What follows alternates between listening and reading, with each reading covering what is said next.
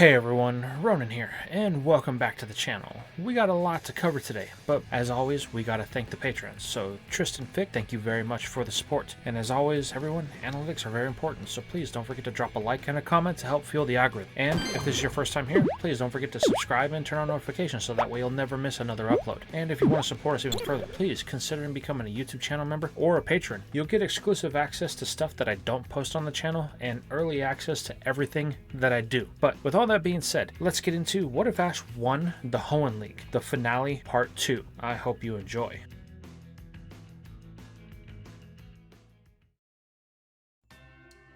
We begin today's part with Ash and the rest of the group. It is the night of the Evergrande Finals, and they are all celebrating the win of our hero. The mood is one of surprise and celebration. Ash is still having a hard time believing that he actually was able to win the whole thing, which is the topic of discussion. As Ash, Morrison, and Tyson are all talking about their matches and how they almost had each other. But it's all in good fun. The adventures that they all had in the region are close to an end. It's Morrison and his big mouth that mentions this. This causes everyone at the table to stop for a moment, as they're all forced to deal with this reality. For the first time since the start of their journeys, the question is, what are they going to do next? However, this just triggers a next round of conversation about the plans that everyone has after the Elite Four battles are over. Ash asks what each person is going to do, to which Tyson says that he wants to challenge another league. He feels like there's a title out there with his name on it, and one day he wants to be a regional champion of his own, so that way Ash and he can battle in the Champions League. Smiling, Ash tells Tyson that he's still going to win, causing the two boys to laugh. Then they go around the table, causing Brock to talk about the paper that he has been writing, and Max to say that he wants to go back to the gym so that way he can start actually training with Surskit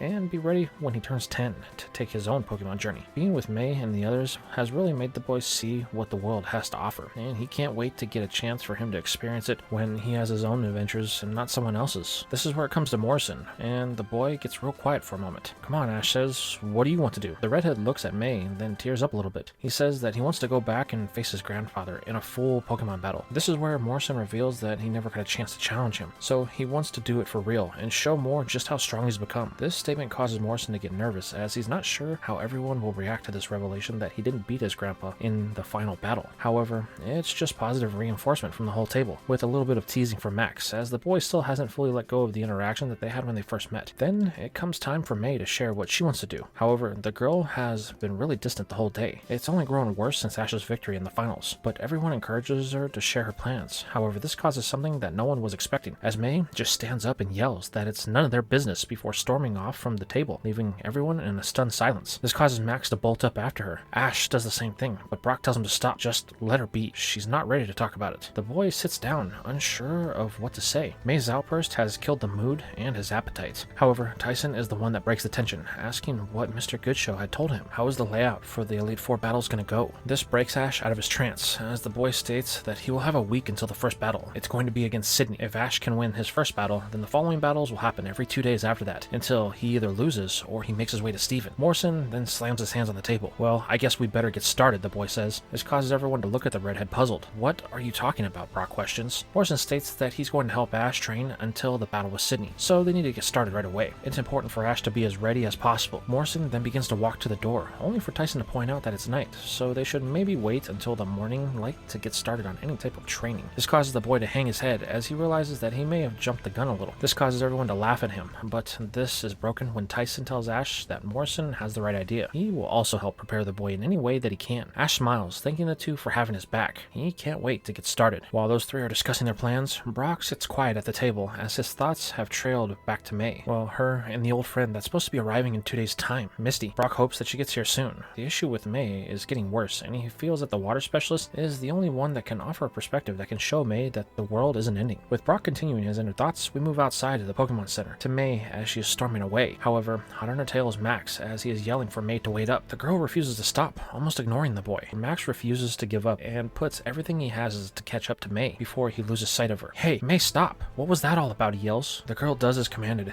long enough for Max to close the gap. The boy asks what's going on with her. She's been so moody since they got to Evergrande City. She says nothing as Max continues to berate her, stating that she's been acting really weird and all he wants is his big sister. However, the response is one that Max isn't expecting, as May simply tells the boy that it's none of his business, so he should just leave her alone. She doesn't want to hear anything that he has to say. The girl then storms off, leaving Max a little scared and a little baffled at this outburst. With nothing else that he can really do, Max returns to the Pokemon Center and the rest of the night fades on, filled with tension and excitement for everyone. This leads us into the next week of things. True to their word, Morrison and Tyson have been helping Ash train each day, though the boys' focus has been distracted, though the two do their best to keep Ash's mind on the task at hand. This has led to some improvements overall with his Pokemon and their timing, though it's still not as good as it would have been if Ash wasn't concerned about May. However, the reason the boy has been so concerned is because the day after May had her outburst, she decided that she was going to move to another room into the center, one where she could be by herself. She's even started eating away from the group, only giving them a side eye and having the occasional conversation with Max to make sure that he is alright. Other than that, she has completely closed off herself from everyone else. Luckily, Brock and the others do their best to keep Ash focused. The breeder has gotten involved for one very specific reason. Master Block is almost at the time that it's supposed to be expiring, and Ash had almost missed feeding his Pokemon, so he stepped in to give the boy a daily reminder. However, this had a double purpose, as a while back when Brock was with Max, he had figured out that the Pokénav had a very special feature in its ability to record, so the breeder has been using this in the training sessions with Ash and his Pokemon to record the progress of the Master Block and its effects. This has even sparked conversations with Morrison and Tyson on the matter, which has caused the two to look more into it, as they have come to realize that it may have been what gave Ash the advantage in their battles. The breeder has been gathering a wealth of knowledge over the last week that they have spent training. However, there is one thing that they just can't shake, and that's the distance that May has willingly put between her and her friends. Though they have done their best to keep themselves busy, whenever there is downtime, the thoughts occupy all of their heads, making it hard to stay motivated. This leads them to the final day before the battle with Sydney. Ash, Tyson, and Morrison are training with all of the Pokemon that they can carry with them. When Tyson asks what Pokemon our hero plans to use, Ash states that he's not sure. He only wants to use the Pokemon he caught in Hoenn, but he can only select 6 of those 8. This is when Tyson points out a detail that Ash may have missed when Goodshow was explaining the battles for the Elite Four. Ash can only choose 5. The battle with each Elite Four member is going to be a 5-on-5. This causes Ash to begin to panic. He had the 6 that he wanted, but now he has to whittle them down to just 5. How is he supposed to choose? But Morrison is able to calm Ash down, and he reminds him of what our hero told the redhead before the top 4 battles. Just go with what your gut tells you, whatever feels right. This causes Ash to let out a sigh of relief, as he realizes that Morrison is right. That's the way that it has always worked for him so far, so there's no point in changing it. So with that, Ash actually takes the time to sit down and think about his choices. After all, this will be important, as this is the first time he will actually face an Elite Four level trainer. As this is continuing, we slide over to May, who has been in a separate area with the rest of the group with her Pokemon. The girl has been training the same as Ash had non-stop over the last few days, though there is a few key differences. The first one is that she is alone. May refuses to let anyone see the training that she is undertaking, nor will she explain the reason why she is doing it. The second thing is she seems to be a little bit more of a slave driver than before. All of her Pokemon are being pushed to the limit each day and are beginning to run ragged. Even when her oldest, Blaziken, takes a knee during one of their training exercises from it being overworked, May orders it to keep moving. They have to close the gap, though none of them seem to understand why, but they keep pushing forward due to their trust in their trainer. This leads us into the night before the battle with Sydney. We find all of the Elite Four members and Steven have arrived in the stadium at the request of the champion. This is a strange occurrence, as normally they wouldn't see each other in any official capacity until the day of the first battle. So this occasion has Glacia, Phoebe, and Sydney wondering what the deal is. However, Drake remains steadfast in his stoic demeanor, choosing to let Steven speak his piece, as it seems the champion has a lot to get off of his chest, which the Dragon Master is right about, as when Sydney speaks up.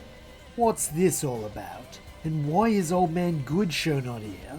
Steven cuts him off, telling them to be silent until he finishes what he has to say. This is where we see a very different side of the Hoenn champion, the business side. Steven starts off by saying that this is a meeting of them. There is no need for Goodshow to be here, as it is time that Steven addresses a lot of the problems that they have had as of late. The first order of business is Steven isn't happy with how the past year has been. He feels that the competence of their positions in the region has been called into question. The champion then lists off all of the reasons that he feels this way, the secrets that have been kept. Sydney was the first to hear about Team Magma's activities in the region, and instead of bringing it up to any one of their attentions, you figured that you would just go off and handle it yourself. Hey, Butler is me mate, and I owed him a chance to get out before it was... Steven cuts off the Elite. That doesn't matter. You put not only the region at risk, but all of the people here as well. Your intentions may have been good, but it was at the cost of many. We are still cleaning up the mess in LaRue City and have yet to find all of the missing people. This causes Sydney to get really quiet.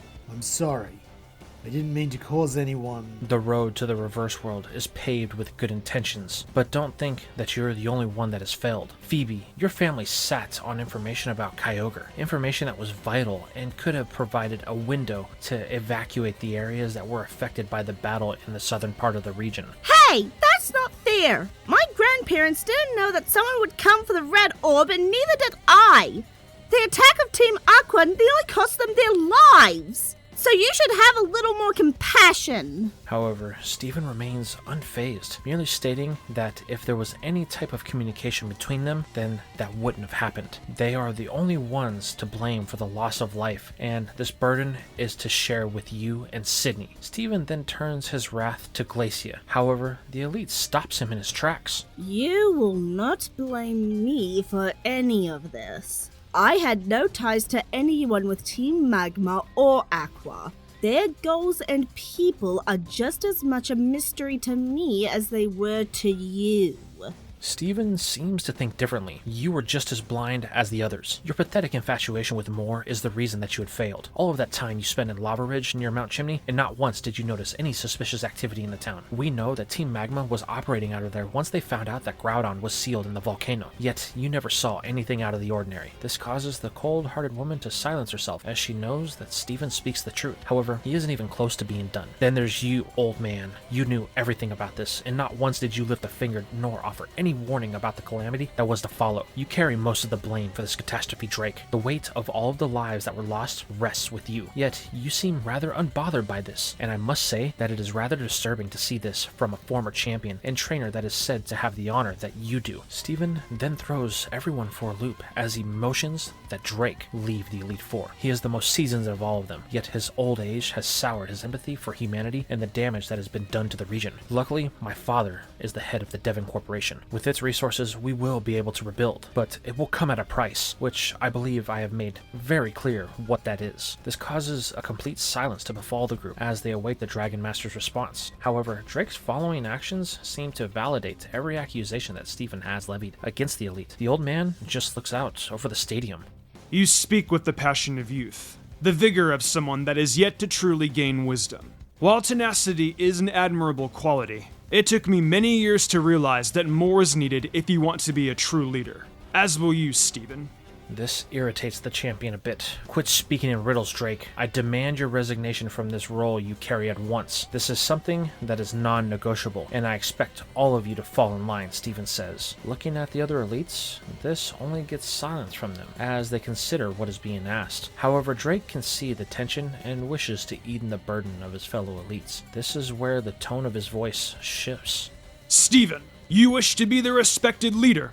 Then you will have to learn to show humility when it is needed. Understanding is a powerful ally in the position you are in. It is something that I have come to learn in recent years, so I will not make this a hard position for any of you. No matter the outcome of the battle with the boy, after the conclusion of the Elite Tournament, I will leave the Elite Four.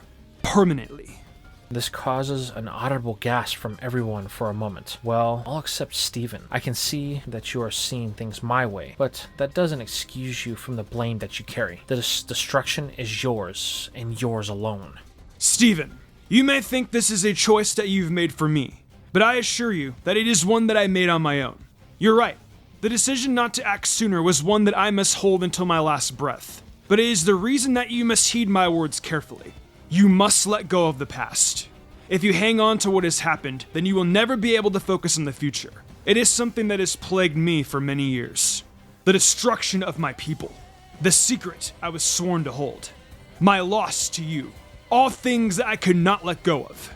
It was like a poison in my veins that kept me from growing and turning the page on the next chapter of my life. Don't let what's happened do the same thing to you. While Stephen hears the words Drake speaks, he doesn't want to acknowledge the truth in them, looking only to continue to cast the blame, stating that his words are hollow. Kyogre and Groudon have been released upon this world. For all they know, tomorrow may be the next time that they decide to cause Armageddon once more. While this is true, Drake remains focused on the truth of the matter. I think you're ignoring one vital piece of information. The same piece that my ancestor did, which caused their destruction in the first place.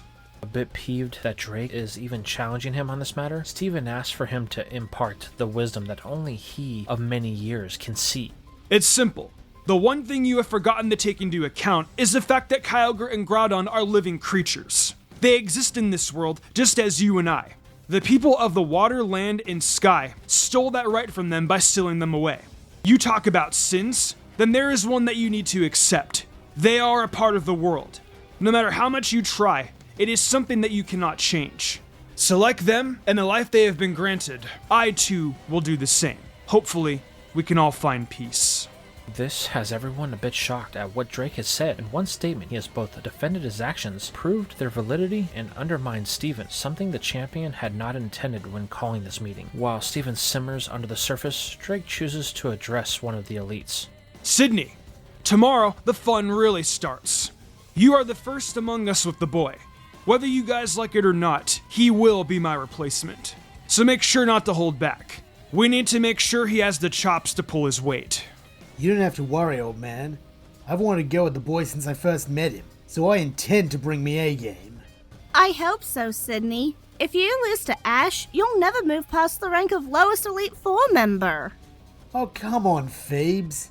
Have a little faith in me. That last one didn't even knock out one of my team. That's gotta count for something. As those two continue their banter, Glacia remains silent. She watches as Steven is clearly flustered at Drake's ability to turn this whole ousting on its head. More importantly, how Steven addressed them. It seems the champion has contempt for all of the elites, and it's not something that is good if they wish to be this united front that Steven speaks of. This sparks an idea in the icy veins of the elite. Maybe it's time for her to follow the leadership of her superior and depart for greener pastures. However, this is something that is going to have to wait for the end of this tournament, as she is still interested in how Ash will play a role in the molding of the future of the Elite Four. She then turns to look out at the setting sun, wondering how tomorrow is going to unfold. The next day, Ash is up bright and early. It's the day that the boy has been preparing all week for. The adrenaline is pumping through his veins, so he wants to make sure that he starts things off on the right foot with a full meal and one last checkup with Nurse Joy for his Pokemon. Once all that is squared away, Ash is set to depart the center with Tyson and Morrison in tow. However, this is when Ash runs into May for the first time since she slipped out. The boy tries to greet his friend, but she simply wishes him luck with a sarcastic tone in her voice before blowing right past him to have her Pokemon checked up on. Ash tries to talk with May once again, asking if she's going to come to his battle. It would mean a lot if she was there. However, the girl says that if she can find the time, then she will. This strikes Ash as odd, but he is pulled away by Tyson and Morrison. They state that it is nearly 11:30. Ash's match starts in 30 minutes, so they need to get moving if he wants to get there on time. Knowing that they are right, Ash tells May bye before reluctantly taking off with the others. On the walk there, the two can see that Ash is distracted by May, so Morrison does his best to remind Ash that he has a battle, so he needs to push May out of his mind. Nothing else matters in this moment. With a nod, Ash does just as he has suggested, knowing that he needs to keep his eye on the prize. All the while, Brock and Max are elsewhere in Evergrande City. Specifically, they are at the pier that the boat docks at. The two are looking out over the water as the boat slowly comes into view. So she's finally here, Max questions. Yeah, I was beginning to think that she wouldn't get here in time, Brock says. Now let's hope that I'm right on how she can help your sister, the breeder says as we flash back to the main stadium. In the center of it stands Mr. Goodshow as he is announcing the start of the festivities for the challenger of the Elite Four. First, the winner of the Victory Road tournament, all the way from Kanto, Ash Ketchum. The boy walks in to crowds cheering his name. But then there is the first of the Elite Four, Sydney, that enters from the opposite side. The two enter to a standing ovation from the crowd. This is something that causes them both to stop as they take it all in. You feel that, kid? It never gets old. In this moment, no matter what's going on outside the arena, the only thing that matters is this battle. It gives me chills every time I think about it.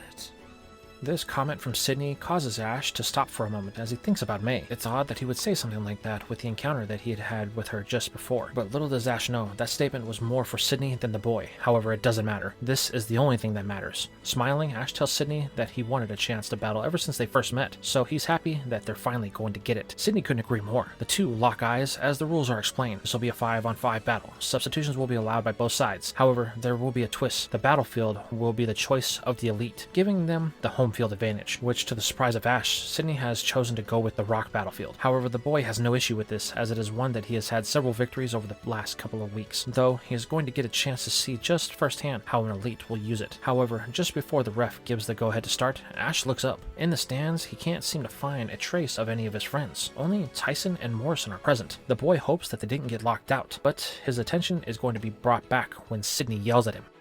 Hey, don't flake on me now. We haven't even started.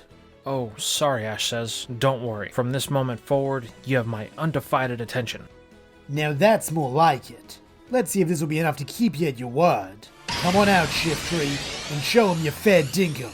Ash watches as the first Pokemon is chosen. Wait, is... That's right. The same one I caught the night we met. Figured it'd be Ripper if we start out in familiar territory. This action has captured Ash's full attention. Everything that the boy was thinking about has melted away at this moment. His first ever Elite Four battle is able to start, and our hero knows exactly what he is going to choose. Pulling a ball from his belt, the call is given. Sceptile, I choose you. Popping from its ball, the wood gecko emerges, displaying its blade and their razor's edge. Ooh, those look sharp. Haha. I look forward to seeing how sharp. Now come at me with everything you got.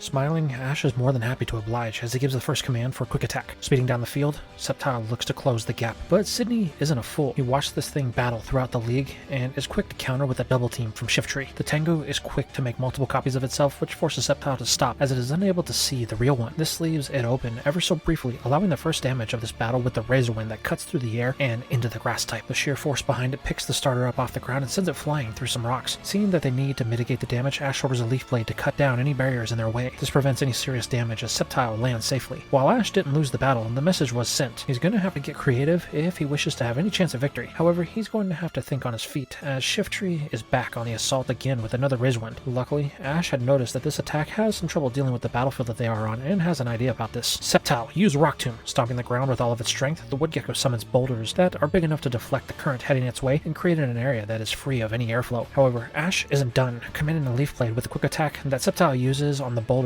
it summoned. This results in the rocks being sent into the attack. As it weakens, Shiftry is forced to dodge, evading the falling rocks that are nearly its size.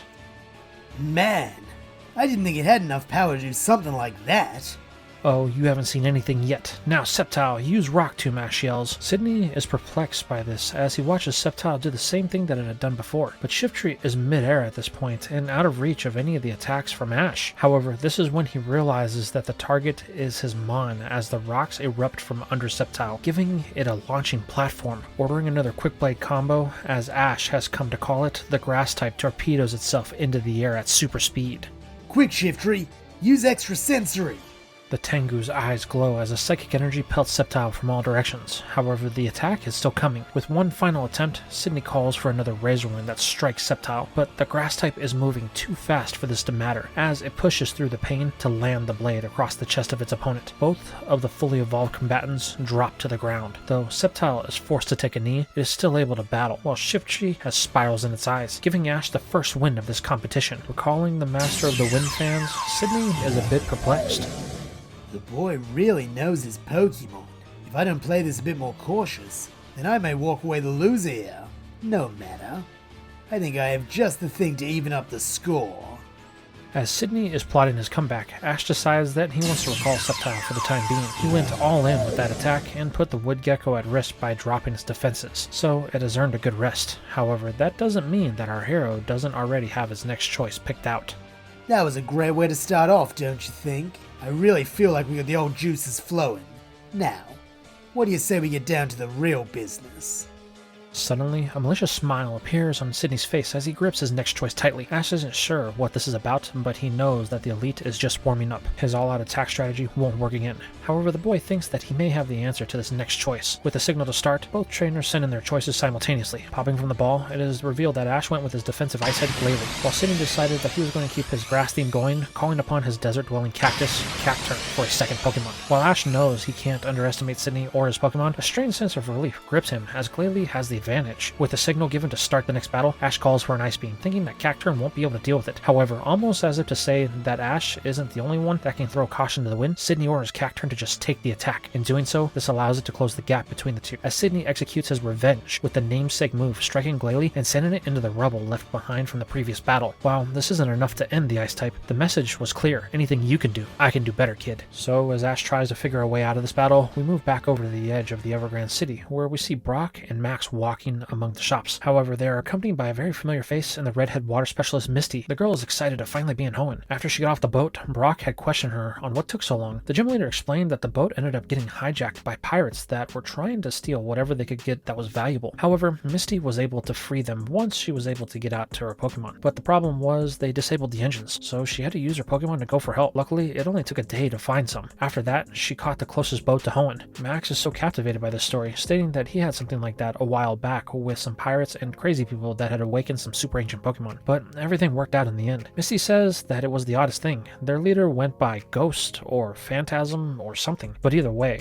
they weren't much of a threat. While Brock is glad to hear that Misty is okay, he wants to get to the reason why she is here in the first place. Right, May, do you know where she is? The redhead questions. Brock states that Ash is battling right now, so she should be there. That would be the best place to look. With a smile, Misty tells them that they should hurry. Even though Ash doesn't know that she is here, it doesn't mean that they should miss his first ever Elite Four battle. She then takes off in the direction of the stadium with Brock and Max in tow. Moments later, we see them entering the top as the battle with Glalie and Cacturn are coming to an end, though it's not in the favor of our hero, as a sandstorm was used to block an ice beam, giving the cactus an opening to hit back with a needle arm that had just enough force to end the battle. Recalling his ice head, Misty can see the look on Ash's face is one of contemplation. She wants to yell and cheer him on, but she knows that would only be a distraction, so restrains herself for the moment. While this is happening, we move over to the champions box, where the elites and Steven sit with Mr. Goodshow. The old man is conversing with Steven, saying that he always loves to watch the battles of the elites. They are his favorite. Seeing one person who worked so hard to get here put everything on the line for a shot at the big time, it's exhilarating. However, Steven scoffs at this. That notion is a foolish one. The league is a business first and foremost. The proceeds that are being raised this year are going to the rebuilding efforts in Southern Hoenn, so the thought of having an all-out battle and putting it on the line is meaningless until balance is restored to the region and we have new life in the ranks of the league. This boy, while a gifted trainer, is nothing special. He will fall soon enough and the important things can truly begin. However, Goodshow states that Steven shouldn't write the boy off just yet. Sydney is even having trouble with him. Soon Ash could be facing you for your title. Steven says nothing, merely eyeing the boy as the third battle unfolds below, as we pan back to see the scuffle between Grumpig and Cacturn. I thought you learned from last time. Psychic types don't affect my specialty. Seems you're even more stubborn than I am. Chuckling, Ash says that he didn't forget, but type matchups really doesn't matter to him. It's what Pokemon that he feels is right. That's how he's always battled, and that's how he's going to continue to. I like the way you think. That's something I feel like Butler would say. Well, let's see if you can back it up like he can. Now, Cacturn, use a needle arm. As the cactus charges the attack, Ash decides that it's time to make things a little wonky, calling for a Confuse Ray. However, Sydney knows that this is Ash's only real defense, so he counters with a Sandstorm to hide his grass type, saving it from the confusion. But this is what Ash had wanted, as now the visibility of the cactus is minimal at best. This gives the boy a bit of breathing room, or so he thinks. Looks like the boy dropped his guard a bit. That's okay. I got the perfect thing to tense him back up. Cacturn, use Pin Missile. Suddenly, Grumpig finds itself surrounded by a swarm of super effective attacks that can surely end this, but Ash isn't worried, calling for a Swift that deflects the attacks and manages to find its way to the origin of the pin missile to hit for some more damage. While this wasn't a lot of damage, Sydney knows that Swift isn't something that misses its mark, and even though he can't see it, Cacturn has to be close to the end. He needs to do something to take this swine out before it's too late. However, Ash isn't going to give the elite the chance, choosing to go on the attack. Now Grumpig, use Psionic Barrage. Realizing that they are in the pits, Sydney commands Cacturn to dodge. Try to see the rainbow of the stars to identify where they are coming from. Doing so, the cactus is able to evade some damage, but this isn't what Ash was waiting for. He's waiting for the sandstorm to run its course, which is just about up, as the field has now become visible. This is where Sydney realizes what Grumpig has been up to the whole time. It wasn't attacking with the stars, but positioning them. Cacturn finds itself in a rainbow cage of some sorts, which is super tight. One movement will set off a chain of explosions that cannot be dodged. Well, I seem to have found myself in a right pickle, haven't I? Smiling back, Ash says there's nowhere to go. They have won this battle. The wrong move could spell disaster for Cacturn. Smiling, Sydney laughs. Come on now, kid. When have I ever shied away from a challenge? There's no way I'm just gonna roll over and let you take the battle. I'm having too much fun. Now, use Pin Missile. Suddenly, that smile on Ash's face fades as the chain of explosions happens, engulfing Cacturn. The boy tells Grumpig to hold back the explosions and protect itself. However, this is what Sydney was aiming for, as from within the smoke, a few of the pins get through and strike the swine as it is too busy protecting from the explosions. This causes it to wince a bit as the damage sets in. As Grumpig takes a knee, the explosions stop and the smoke slowly begins to settle. In the end, Ash's plan worked. Cacturn is down, though it came at the cost of some serious damage to Grumpig. Both trainers recall their Pokemon as they think about their next choice. Ash is in the lead again, but he's actually in a losing position, as Sydney still has 3 fresh Pokemon to his 2 fresh and 2 battle-worn ones. The next choice is going to be the one that swings the battle in their momentum, so both trainers need to choose wisely. As they decide, Ash looks around the stadium, but what he sees has him thinking his mind is playing tricks on him. Misty, the boy thinks? But no, it can't be. That would be crazy. So as he tries to clear that from his head, we swap over to just about a minute before. Brock, Misty, and Max were standing at the top of the stands, where the boy points out that he doesn't see May anywhere. Well, if she's not here watching Ash, then where could she be, Misty questions. Brock thinks that he may have an idea, but they are going to have to leave here. Looking down, Misty yells that Ash better not lose before turning to follow Brock and Max. This is what Ash was seeing when he thought that he did see her. Now we are following them in real time as they run through the outside of the stadium. On the screens outside, they can see that Ash is sent back in Sceptile to battle Sydney's Crawdaunt. Well, this one should be an easy one, Max yells. Sceptile is the perfect choice to battle a Crawdaunt. However, Misty can only think, don't get overconfident, Ash. It will cost you, as the trio continues to run away from the battle. While this is happening, we pan back to the audience where Morris and Tyson are sitting. The redhead is happy that Ash has the advantage in Pokemon, but Tyson isn't convinced. He states that Sydney still seems to be in control of the battle. This is shown when Crawdaunt catches a Giga Blade with its Vice Grip, stopping Sceptile's attempt to regain health, only to fire back with an Ice Beam that drops the Woodgecko. You see, that's what I was talking about, the boy says. Sydney is a member of the Elite Four. No matter what you see, there is a reason we are here and he is there. Hopefully, Ash can figure that reason out. As they continue to spectate among themselves, we move back to Ash. The boy is beginning to feel the pressure of battling an Elite Four member. Sydney is a great trainer, so he's going to need something that can force Sydney to battle on their terms. So, as the Elite recalls Crawdaunt, they are both ready for their next choice. For the Dark Expert, it's going to be a pure Dark type in Mightyena. And for Ash, the call for Mawile, I choose you. With the start of the battle, the Dark type launches in with the Crunch, which is countered with the same move from Mawile. While Mightyena is powerful, the larger jaws of its opponent is able to overpower it and get the first damage. Well, it seems me Pooch is a bit outmatched in power here. Yeah, there's not many that can match my Mawile when it comes to overpowering its massive jaws, so you're gonna have to do better than that. Oh, don't worry, kid, I have just the thing. Now, Mightyena, use Howl. Suddenly, a sharp cry echoes through the stadium as the Dark-type focuses its will into causing more damage. Then, in a split second, the battle is back on, as Mightyena attacks once more. Though Ash isn't going to let this go unanswered, calling for a double team. This throws the dog off. That creates an opening for Mawile to strike with a Lava Whip for some damage. Realizing that this may not be the matchup they needed, Sydney decides to recall the Dark-type for the moment and sends back in Crawdaunt. This isn't something that Ash was expecting, but he doesn't want to give up the pressure that has been created, so he decides to keep Inazmon for the time being. With the start of this battle, Sydney begins by stiffing up the lobster with a Harden. However, the stance that is displayed is one of curiosity, as when Mawile uses a Crunch, it is unable to break through for really any damage, as the water type had used its massive pincers to fill the openings so that way it could fend off any attack. As a result, Mawile is now stuck on one of them with its massive mouth, giving Sydney the opening that he needed for a counter from it in the form of a Vice Grip from the other that had clamped down on Mawile's body, preventing any movement. Realizing this is bad, Ash tells Mawile to break free with anything that it can, but it's no use. The Steel type is locked down, and that is when Sydney gives the command. Now, use a Crab Hammer.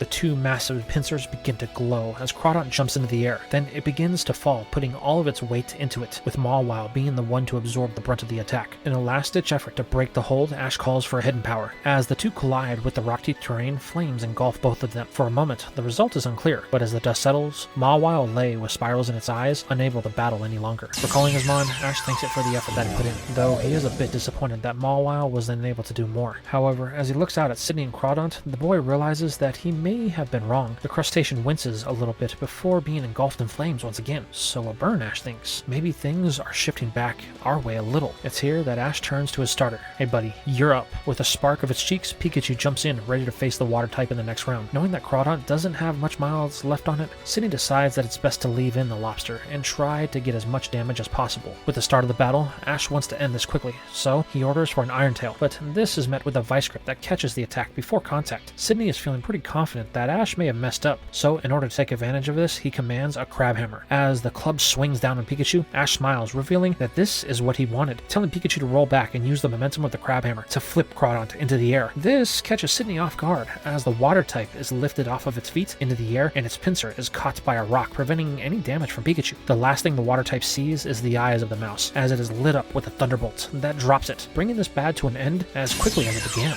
That was pretty clever, using Crawdont's weight to your advantage like that. That's something I'll have to keep in mind for the future. Though don't think you'll get away with something like that again. Now come on out, Mighty Anna. As the Dark-type pops from the ball for its second round, Ash decides to recall Pikachu for now. He wants to save it for as long as possible, as it is the freshest of his team. However, this means one thing, and Sydney is all for it as the Psychic Swine hits the field once more. Grumpig is breathing a bit heavy, and Ash knows it, though they have no time for rest. This is the last half of the battle, and everyone needs to pull their weight. So, with the start of the battle and the commands of a Crunch and Swift given, we swift over to the other side of the city. With Misty, Max, and Brock, they are searching any area that they can think of where May could be. Brock's idea, a bench that she likes to sit on under the stars each night, was wrong, as she is nowhere in sight. This has led them back to the Pokemon Center, where they start asking around to see if anyone has seen her, but everyone they talk to seems like they have no idea on the whereabouts of the girl, until they get to the last person in the center, Nurse Joy. Brock is the one who asked the question about May. Joy states that she knows where she is, and that she came in this morning to get her Pokemon looked at. She has been doing it for the last week. Every time May comes in, it looks like her Pokemon underwent some extreme training over the course of the night. All of her Pokemon are beat up and near death. I voiced my concern that she was pushing them too hard, but she just shrugged it off. Now concerned about his sister, Max cuts Joy off, asking if she knows where May goes to do this training. The nurse states that west of the city is a clear plateau that trainers use sometimes when they are preparing for their matches. If she had to guess, that would be the place that she had gone. Brock thanks Joy before telling Misty and Max that it looks like that's where they have to go. With a nod, they all head off in that direction, hoping that it is the right one. As they close the gap on May, we move back over to the stadium into the champions box, where we find the elites and Stephen. Good Show stepped out as he wanted to get some ice cream from one of the vendors, leaving the tension-filled room to simmer unattended. This is where we pick up on a conversation with Glacia and Drake as they watch the fight unfold down below. Drake, you have a lot of explaining to do. What was with that stunt you pulled last night? If you're trying to make the case that Stephen has been an ineffective champion that is just trying to pass the blame onto us, you failed miserably. It has nothing to do with that. After the Battle of LaRousse and the freedom of Kyogre and Groudon, I felt lost. I spent my life as the keeper of those secrets and convinced myself that I would die with them. The people of the sky and the tragic circumstances of their demise, it was all I had. You fool! Why didn't you come to me sooner about that? You know that it was something we could talk about. The only person that has known you longer than Watson and more is me. I could have helped. Maybe, but truth be told, it wouldn't have mattered. I was so blinded by my loss of the championship that I didn't want to see the truth that was on the wall in front of me the entire time. Blinded? Stubborn, maybe, but not blinded. Stephen won your battle. You did your best. It was just time for a new champion to take over. That's my point. I never should have clung on to the position by maintaining my status as an Elite Four member. Moore saw the writing on the wall and knew it was time to move on to the next chapter of his life. But I just couldn't let it go. The past haunted me. A specter that I never truly knew, but let control of my destiny. It was like a rope tightening slowly as I got older. But now, for the first time, I feel free. Free to do what? It's not like you to just roam around with no destination in mind. Who said I can't? But Drake... Listen, we're on the cusp of a change that the League has not seen in nearly half a century. It's time for the next generation to take over. Stephen is the one that will lead the region into the next world. A world that we won't get to see. How can you be okay with this?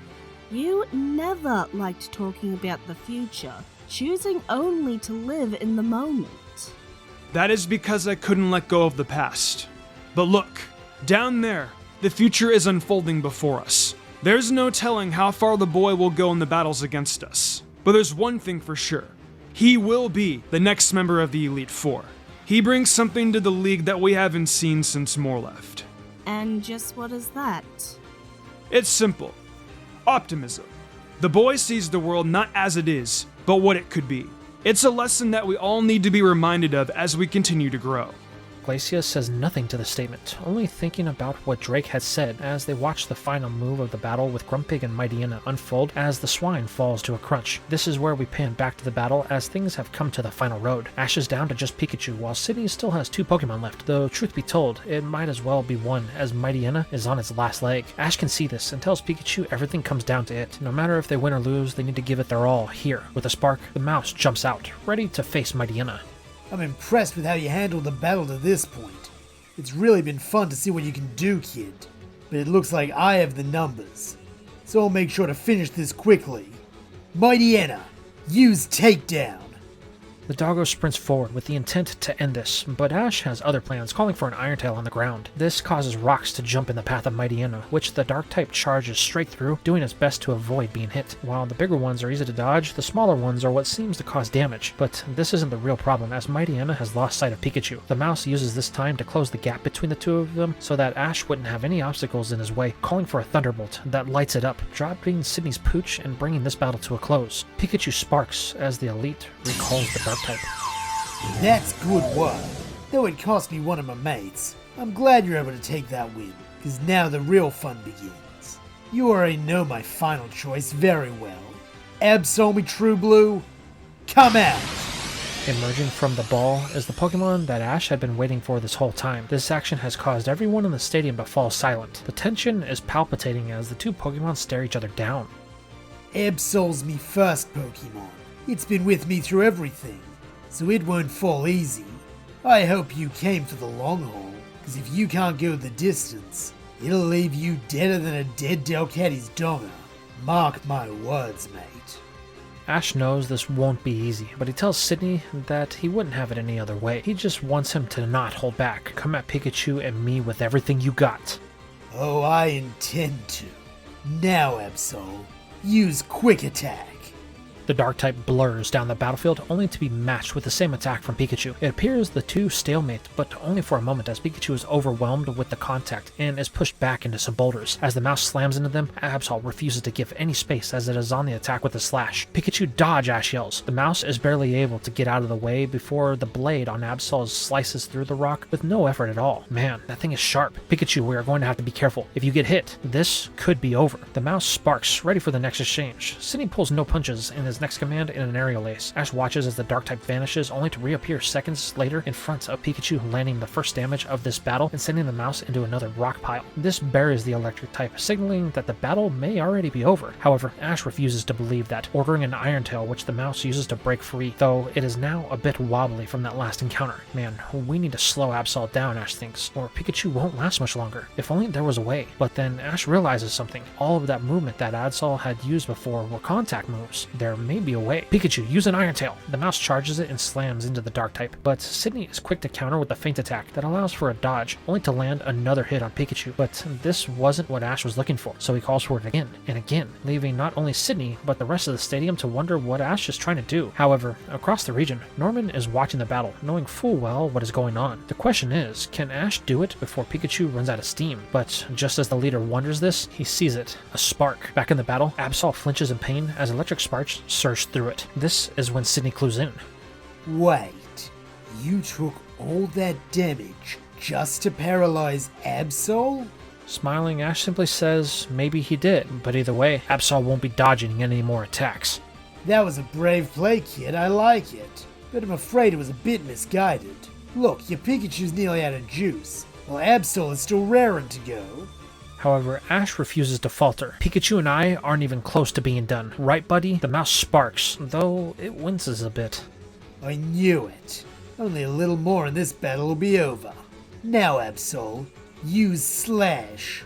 The Dark-type charges forward, but it's noticeably slower than before. This gives the mouse an opening that was needed to counter, as it unleashes a barrage of electro volleys. This forces Absol on the back foot, but the static is supercharged from the electro balls that it is dodging, causing the paralysis to set in once more. This allows the 3 remaining balls to strike with no resistance in a brilliant light. No! Absol! but the only thing that they can do is just wait to see the outcome. Luckily, it doesn't take long as the light fades, revealing that Absol is still standing, but the damage was enough to be of concern to Sydney. Both trainers know that this is the last moments of the battle, so they decide it's all or nothing, ordering a quick attack. As both Pokemon charge down the battlefield, Ash takes this time to call for another Electro Volley. Charging its tail, Pikachu produces 3 more orbs that circulate around it. Hurry, Absol. You need to end this. The Dark type puts everything that it has to strike first, but that's what Ash was looking for, telling Pikachu to use the balls as a shield to slow Absol down. Realizing that they have no time for defense, Sydney tells Absol to push through. This is their final chance. The Dark type does as asked, but the Electro Volley is charging the static once again, and it slows. However, sheer willpower is at a play here, and it refuses to give in. Absol closes the gap, though a bit slower than it was before. Ash realizes that they may be a losing play here, so he pivots, calling for an all or nothing in a thunder. Absol is so close that it is unable to do anything but take the attack, blinding everyone in the stadium in the process. Once the light clears, Pikachu and Absol are both staring at each other. The mouse is breathing heavily, nearly ready to double over. One more move and it will lose consciousness. However, as Sydney calls to Absol, no movement is registered. The ref is forced to walk out on the battlefield to check on the two combatants, only to discover that the Dark type has fainted on its feet. The ref declares Ash the winner in a moment of complete and total shock as a wave of relief washes over the mouse and it collapses from the strain of the battle. Recalling Absol, Sydney can do nothing but smile. You're gonna go far, kid. I just can't wait to see how far. Meanwhile, up in the champions box, Goodshow has returned with his ice cream, upset that he was gone so long that he missed the last part of the battle. Well, at least the battles aren't over. It looks like you'll be up next, Phoebe. The ghost specialist can do nothing but sit there with a big smile on her face, excited as this is her first battle as an Elite Four member since she is the winner of last year's tournament, and she can't wait to see what this kid can do. As the stadium erupts in cheers for Ash and Sydney, we move over to Brock, Misty, and Max. They have finally arrived at the location that they have been searching for. The journey to get up here to the plateau was one that is hard, and it took a long time, but as soon as they got to the top, they immediately had their suspicions confirmed. There is May with all of her Pokemon training away. The girl only stops when Max calls to her, as she is drilling Surskit so hard that it collapses under the pressure of the training. May locks eyes with Max and Brock, then spots Misty. "So, you're the new girl," the redhead says.